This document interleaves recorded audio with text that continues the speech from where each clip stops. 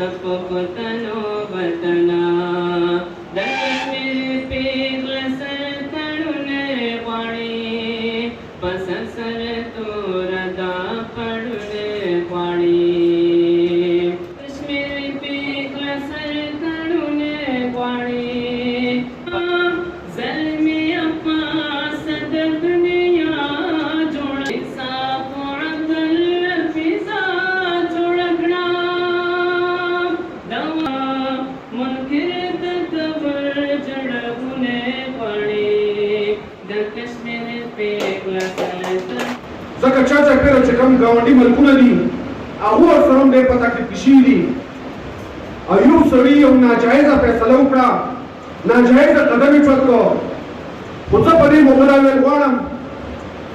او شکر موږ ادا کوم د قاید اعظم بابا چې هغه موږ له په وخت باندې د خپل ملک جدا کړی او د مسلمانانو د پاکستان جدا کړی و موږ له دا ملک ګټلی دی که نه موږ به هم زموږ دغه حال و کوم چې په کشمیر کې د مسلمانانو دی موږ به د هغو د دغه خراب مودي پر مکرم بلاسو موږ ټول مسلمانان خو زه قاید اعظم بابا ته سلام پیش کوم چې هغه زموږ لپاره د ملک ګټلی دی د پاکستان یې جوړ کړی دی مسلمانان یې دلته جدا کړي دي مودي چې کوم قدم چوت کړی دی دا په تېره پېړه هټلر هم دغه شانې قدم چوت کړی و او دا ټوله دنیا یې په یو جنګ کې اچولې وه ورلډ وار ټو ورته وایي ټول ملکونه په جنګ شوي وو د مودي هم دغه غرض دی چې زه په دنیا کې ورلډ وار 3 شروع کړم ځکه نن که موږ وګورو د هندوستان هم او پاکستان هم دا نیوکلر پاورز دي او دا به هغه د هټلر هغه جنګ نه وي دا به ملکونه که پایستین هم میټاو کړي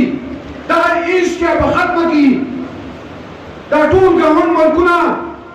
دا نور زموږ ګاونډیان چې کوم دي هغه په کوم انوالو شي دې خوا چین پروت دی اخوا ایران افغانستان هر سړی به پکې راټوکوي نو زه وایم چې ته ورلډ وار 3 ده موقع جوړه کړه خو زه خپل وزیر اعظم صاحب جناب عمران خان صاحب شکریه ادا کوم په دې ټایم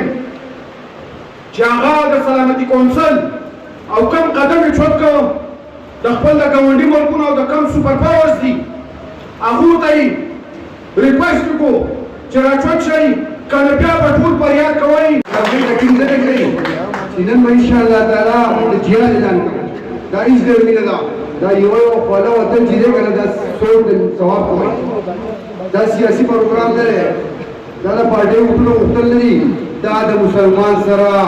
سخته ده هغه سره موږ همدردي کوو دلته موږ د هغې لپاره راغونډ شوي موږ چې راغونډ شوي وو موږ کومه خبره چې په ژبه کوو هغه په ژبه نه به انشاءالله د زړه له کومې نه راوځي نن مودي یو فیصله کړې ده ښه یې وکړل چې ویې کړه د هغې وجه دا ده چې زموږ اسلام موږ ته دا درس راکړی دی چې تاسو په جنګ کې اولنی ګزار مه کوئ ځکه چې د مسلمان شان دا دی چې دی به فساد نه جوړوي دی فساد ختموي دی به د مینې محبت ماحول نه جوړوي دی به د یووالي محبت جوړوي دی به د ورورولۍ محبت جوړوي دا زموږ اسلام موږ ته درس راکړی د هغې نه سیکنډ کله چې په یو ملک کې اوسېږې مسلمان یې او ستا مذهب ته نقصان څوک رسوي ستا مسلمانۍ ته نقصان څوک رسوي بیا یې دوباره د الله حکم څه دی جهاد بیا جهاد دی چې ستا له دې نه تیارېږي او ستا اسلام ته نقصان نه دی ستا ملک ته نقصان نه دی نو ټول ډال راوړه او سر دې کټ کړه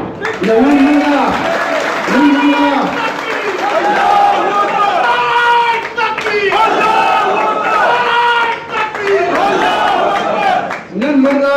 په دې چړون راغونډ شوي وو ځکه الله به زموږ نه تپوس کوي چې دولسمه ورځ ده ستا مسلمانان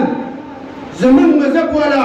اسلام والا دغه نوي وروڼه په کورونو کې بند شوي دي او مانځه ته یې نه پرېښودي خوراک ته یې نه پرېږدي ظلم ورسره کوي چې تاسو څه کوو نن موږ په دې راغونډ شو چې موږ چغه وباسو او اعلان جهاد کوو اول به زه انشاءالله جهاد ته ځم ټول به انشاءالله